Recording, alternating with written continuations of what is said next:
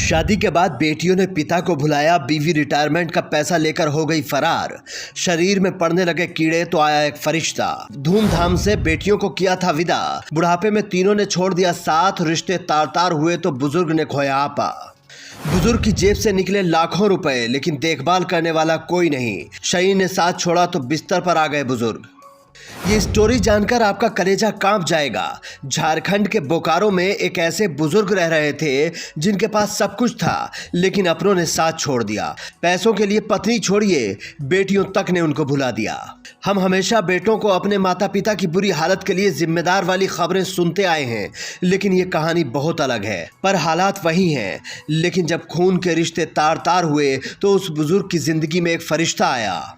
बोकारो इस्पात संयंत्र में 22 साल पहले रिटायर होने वाले इंद्रदेव प्रसाद ने अपनी तीनों बेटियों की अच्छे संपन्न घरों में शादी कर दी थी।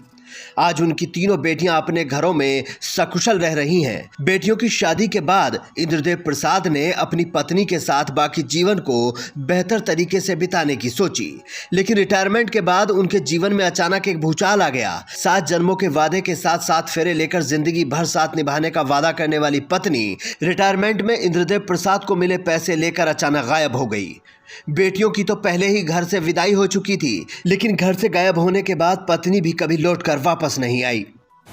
फिर भी इंद्रदेव ने हार नहीं मानी। जब तक शरीर ने साथ दिया, अपनी जरूरतें पूरी करते रहे और उजड़ी जिंदगी को पटरी पर लाने की कोशिश करते रहे। लेकिन उम्र के इस पड़ाव पर जब शरीर ने उनका साथ देना बंद कर दिया तो लाचार होकर बिना कुछ खाए पिए ही घर पर बिस्तर पकड़ लिया। इस दौरान पड़ोस में रहने वाला लड़का शंकर ही उन्हें कुछ खाने पीने के लिए पहुंचा देता था, लेकिन और किसी पड़ोसी ने कभी कोई सुध नहीं ली। फिर एक समाज सेवी को इंद्रदेव की खबर मिली और जब उन्होंने घर जाकर देखा तो कलेजा बैठ गया। इंद्रदेव प्रसाद कई दिनों से मलमूत्र से लिपटे बिस्तर पर पड़े हुए थे, यहाँ तक कि उनके शरीर पर कीड़े रेंगते नजर आए। सबसे पहले उन्होंने इंद्रदेव प्रसाद की साफ सफाई कराई। फिर समाज सेवी गोपाल ने इलाज और देखरेख के लिए अपना घर आश्रम पुरुलिया पहुंचाने का निर्णय लिया। इसके बाद पुलिस की मंजूरी लेकर वैसा ही किया गया। जब इंद्रदेव प्रसाद के पास पड़े बिस्तर पर बिखरे सामानों की जांच की गई तो एक पॉलिथीन में 500, 200 और 100 के नोट के कई बंडल मिले। जब पुलिसकर्मियों की मौजूदगी में उनकी गिनती की गई तो 1,07,700 रुपये की गिनती हुई। मतलब बुजुर्ग के पास पैसे तो थे, लेकिन शरीर साथ नहीं दे रहा था और अपने पहले ही साथ छोड़ गए थे। पड़ोसियों ने मुंह मोड़ लिया था और जिंदगी मुश्किल होती चली गई।